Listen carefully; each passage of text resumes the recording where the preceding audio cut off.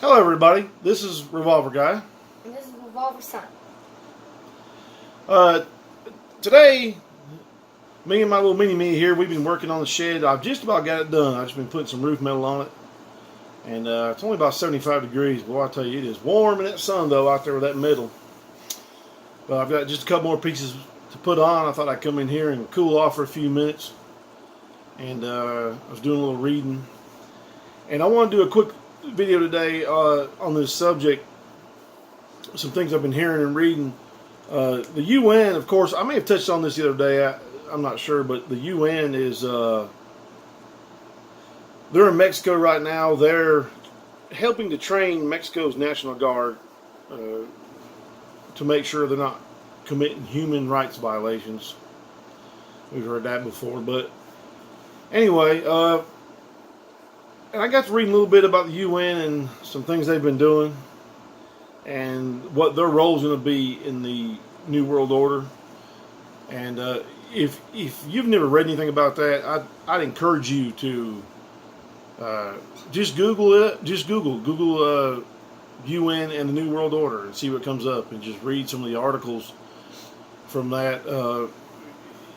You have to be careful. Obviously, you have to wade through some of the nonsense. There's going to be people on their stating opinions, but you can actually pull up things that the UN has written and that people have said, some of the leaders of the countries and whatnot. And I tell you, folks, it's kind of a scary thing to read that. The United Nations is basically going to be the power of the New World Order, and that's a big reason why they hate Trump, because Trump, although he's not exactly what I'd like him to be as far as dealing with situations, he has put a big monkey wrench in their New World Order globalist agenda. So this really, and that just explains why they've done what they've done with this Mueller investigation, and it's just on and on. It's always, you always have the media saying something about him, and you got that fake Fox News. They're out there just half the time what they say is not even true. So it's really hard to know who you can listen to and know who you can trust. And to be quite honest with you, you can't trust any man. That's why I encourage you to look information up for yourself and to read it. That's what I do, because I don't trust what any human just tells me just because they're a politician or they're, if it's somebody I know personally, I know I can trust them, that'd be different, but I certainly don't trust any politician. The New World Order is something that you'll hear people call it a conspiracy theory, but really it's not. It's been talked about by several people, even George Bush, the first Bush, even he talked about a New World Order. And when he was getting ready to send troops over to Kuwait and Saudi Arabia to push Iraq out, he even made a statement that he didn't need Congress' approval for war because he had a UN mandate. So obviously Congress approved it, but that just shows you what kind of power the UN must have if a president can bypass our Congress because the UN mandates it. So it's really something to consider. I believe the UN is going to play a integral part in what could be a World War III scenario. And this is just a scenario that's going to usher in the end times even quicker. Things are happening at a rapid pace, especially with Iran and Russia and China and Venezuela. And I mean, you're going to have a real mess when it all comes down. If it turns into World War III, it's going to be World War III. It's going to be bigger than any war ever. You're going to have almost every single country involved in it. Every significant size country anyway, with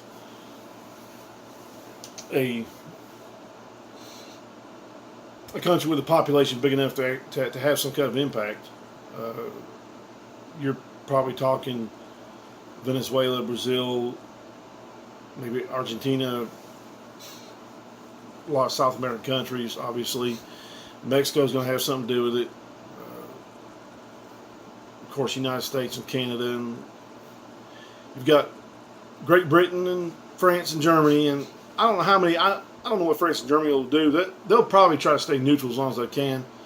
They're really pushing this globalist agenda, and they really would love to see it come about. So, and then you got, of course, adversaries of us would be Russia and China and Iran, and who knows who else would join in. You know, it would be a conflict of biblical proportions, and probably something that would go ahead and usher in many times. Like I said, it's the UN's going to have a big role in this. They're a peacekeeping force in name, and they're used to push the agenda of what the world wants. And of course, what the world wants is not always what's best for us. As an American, I'm ashamed of my government and what they've done, the things that they've done. People across the world, they don't see things like we do, and we don't see things like they do. I mean, we're on two opposite ends of the spectrum. But there are a lot of us that recognize that our government has sold us out and sold everybody in the world out for the almighty dollar. The corporations and the big money and just greed is what has done it. And you know, the Bible says that the love of money is the root of all evil. So, not having money, but the love of money.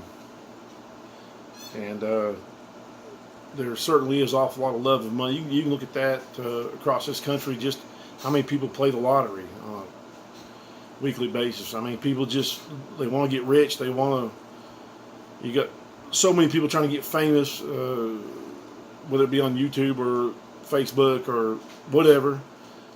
All these talent shows they've had, and just everybody wants fame and fortune.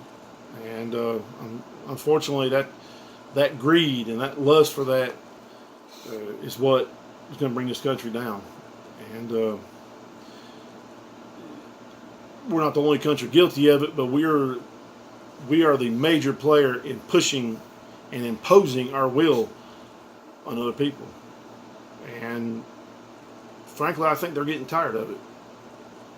And I don't really blame them in a way, because we push everything on them in the name of democracy. And what we're really trying to do is control them and steal their wealth and get rich off of them. And they use our monster military machine at their will. And these soldiers, they join to protect our nation, not to do the bidding of the elites and the rich. Unfortunately, that's pretty much what they do. And when I joined the U.S. Army back in 1990, I joined because I thought it was the right thing to do. We were getting ready to go to war, and I thought, well, I'm going to join and fight for freedom and democracy. I was young and foolish, and I really thought that's what was going to be going on. I thought that's what we did. But it's really come out now. You can read it. You can learn about it. That's not what it's about at all, unfortunately. So, but anyway, times are good here at home. We've been having a great time. Jackson and I, we've been working on this shed. We're going to get it done today. I've got to go to work this evening, so well, I'm just enjoying my life, and we're having a great time. And we're doing some videos this weekend on handguns and maybe a little tactical shooting, some drills you can do. Getting ready to plant this garden. It is so close. Getting ready to do that. So I'm really enjoying myself, and I hope you do too. I just want everybody to be prepared. I'm not trying to be a doom and gloom guy. I'm not trying to scare you and make you worried about everything and make you hang your head down. Just hold your head up and enjoy your life, but just prepare and keep an eye out and watch things. And I feel like it's my duty to inform people if they don't already know. of things that I've learned. And so like I said, just prepare and be ready and pray daily. Thank you for watching. If you don't care, click like and subscribe. And remember, all gun laws are unconstitutional.